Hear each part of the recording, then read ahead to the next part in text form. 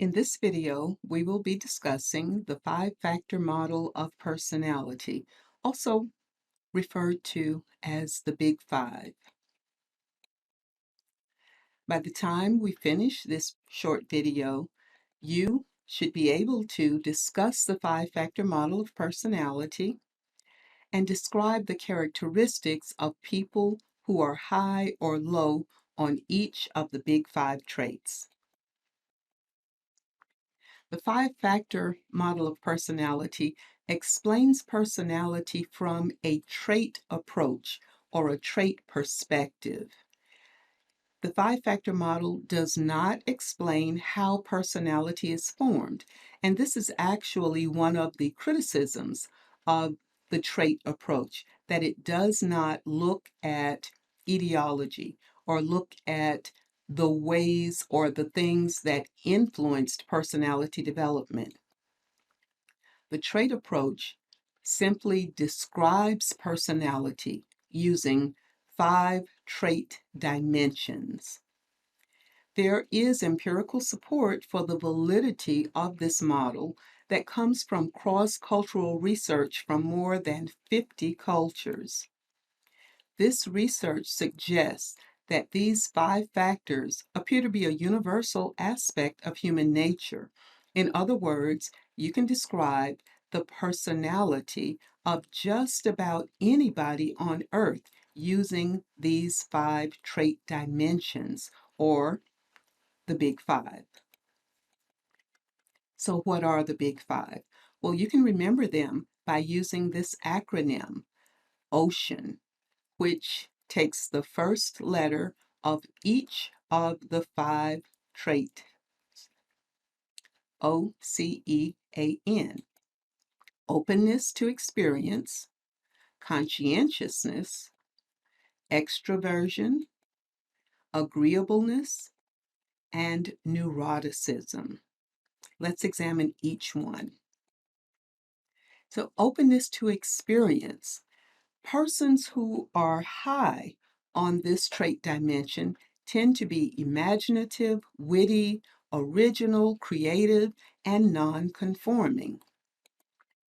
Persons who are low on openness to experience tend to be conforming, very practical, sometimes described as being shallow, simple, or uncreative. A person who's high on openness to experience is open to new things. They want to do things that they have not done before. They're often very adventurous. A person who is low on openness to experience tends to have decided what they like, what they're comfortable with, and they stick with that. Conscientiousness. A person who is high on conscientiousness is going to be reliable, oftentimes cautious, dependable, organized. They persevere. They're ambitious, punctual, responsible.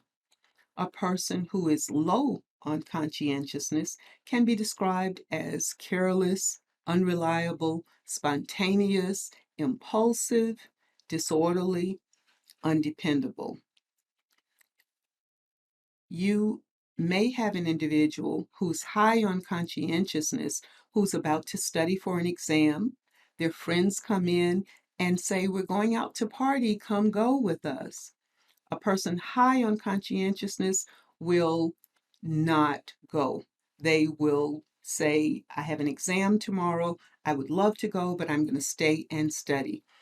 A person who is low on conscientiousness, on the other hand, remember we talked about being spontaneous and impulsive?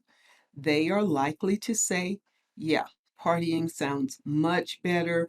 I'm just going to go for an hour or two and I'll study when I get back." Yeah, right. Extroversion.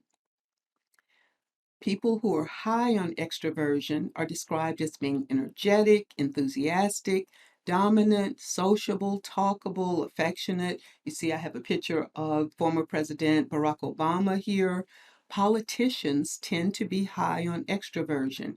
They are people persons. They put themselves out there. They don't mind being in a crowd.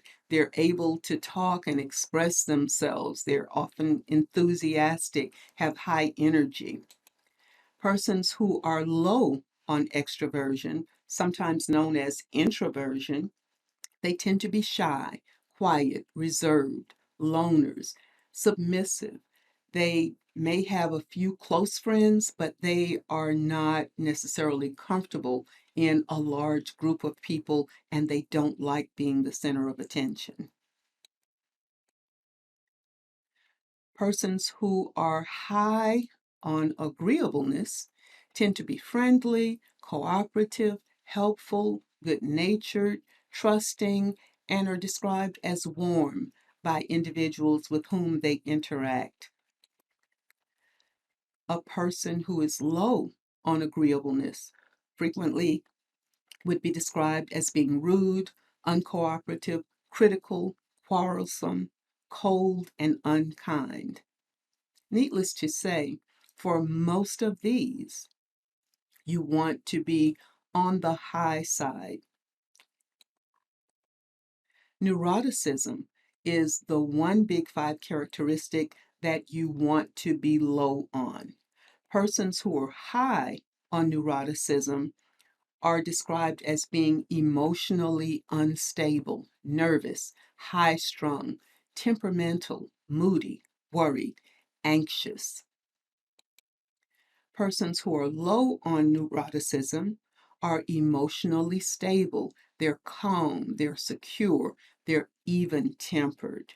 As I said, you may want to be towards the high side on the other big five. For neuroticism, you want to be on the lower end of this trait continuum. Remember, the big five traits are dimensions. It's not either you're high or you're low, it's a continuum. And most of us fall somewhere between high and low. There are individuals who are very low on some of these traits. There are other individuals who are very high on these traits. The majority of individuals are somewhere in between. They fall on this continuum or this dimension. So most people are not high or low.